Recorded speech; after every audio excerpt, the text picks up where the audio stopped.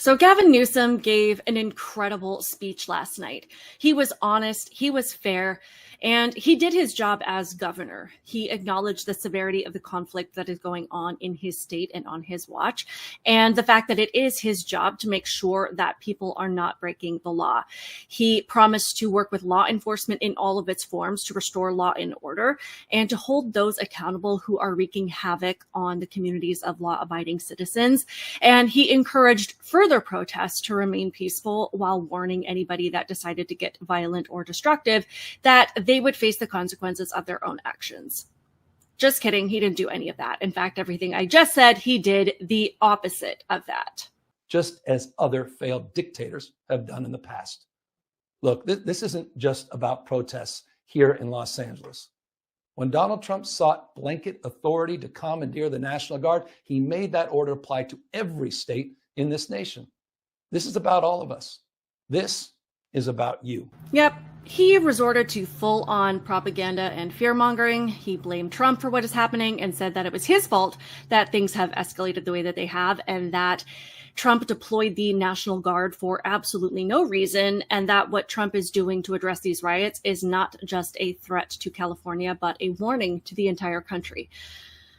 Democrats are so exhausting. So we are going to get into this little speech that he gave and analyze the claims that he made. But before we get too much further, please hit the thumbs up button on this video and subscribe to my channel. I appreciate you so much for doing both of those things. So Gavin Newsom's California is burning again. I know I started my last video on this topic that way, but it just seems to be a constant theme for the once beautiful state. Yet somehow his teeny tiny little sociopathic brain always finds a way to take these disasters that are happening under his leadership, because there are countless at this point, and blame Trump for all of them, whether Trump is in office or not. And unfortunately, there are still too many of his sociopathic followers with their teeny tiny little brains who will believe him every single time. And this is where TDS truly comes from. Listening to these Democrat leaders who blame Trump for their failings that rest solely on their shoulders, and the people who still listen to them, which granted aren't many these days, absorb this propaganda. And if they can believe that everything really is Trump's fault, then it's easy to see why they become completely unglued at just the mere mention of his name, because in their minds, every time something goes up in flames, it's because of him. And therefore, he's a danger and he must be stopped.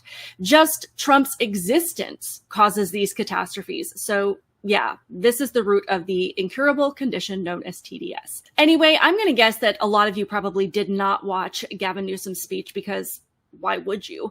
We know exactly what he's going to say before he says it. And if you guess that he'd blame Trump for everything and take zero accountability and fearmonger towards the big bad orange man, then congratulations, you are completely right. Because at this point, it's the only thing that the left knows how to do.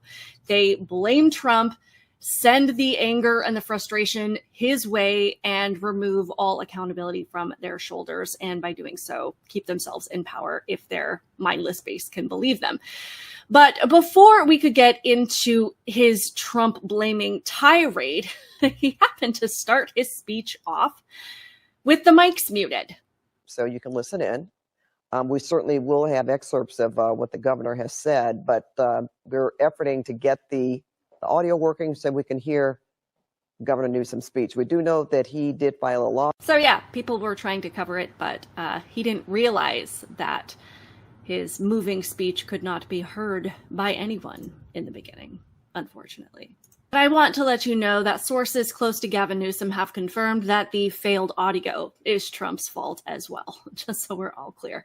So he started out talking about the raids that have been happening and that kind of fueled this entire situation, saying that the Trump administration is not just focusing on people with criminal records or people with final deportation orders, but he's going after everyone who could even be interpreted as being here illegally, meaning if they have brown skin, they are a target.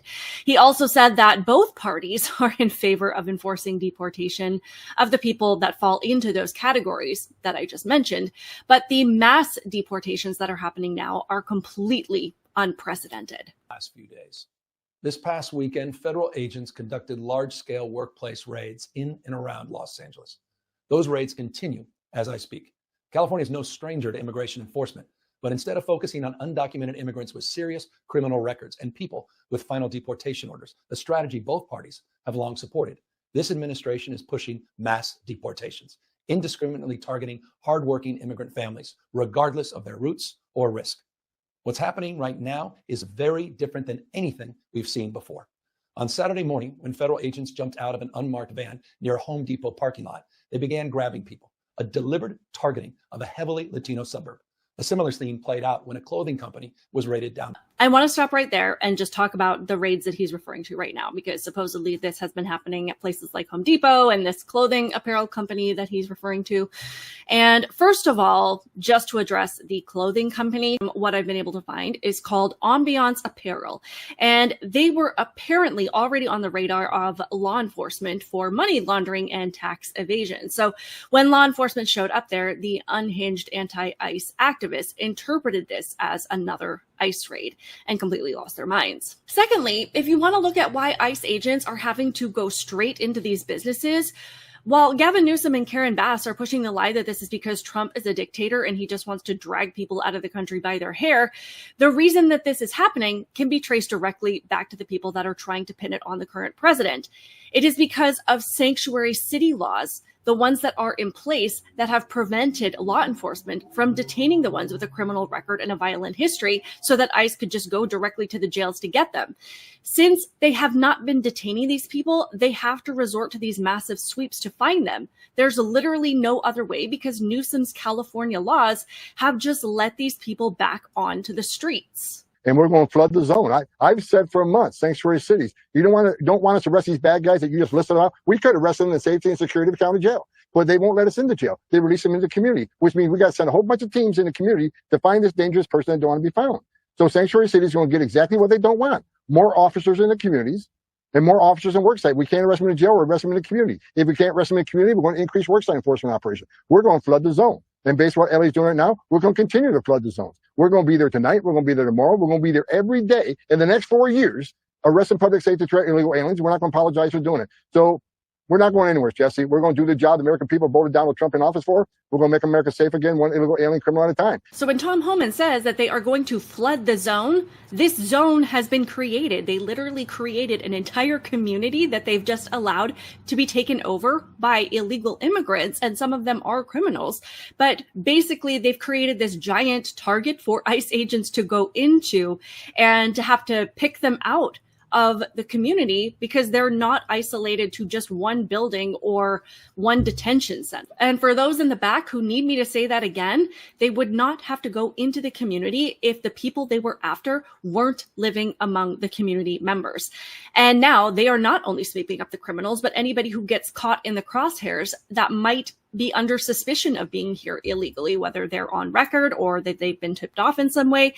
And this wouldn't have happened if the border had not been blasted open for the last 4 years and people were not just allowing these people to run around in their cities with no accountability. Gavin Newsom then went on to say that Donald Trump had no right to deploy the National Guard and that he did this without authority and for no reason at all. Donald Trump, without consulting California law enforcement leaders, commandeered 2,000 of our state's National Guard members to deploy on our streets illegally and for no reason. For no reason?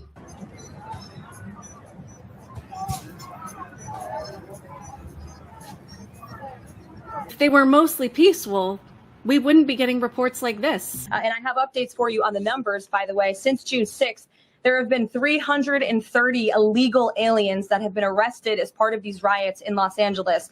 113 of those illegal aliens had prior criminal convictions.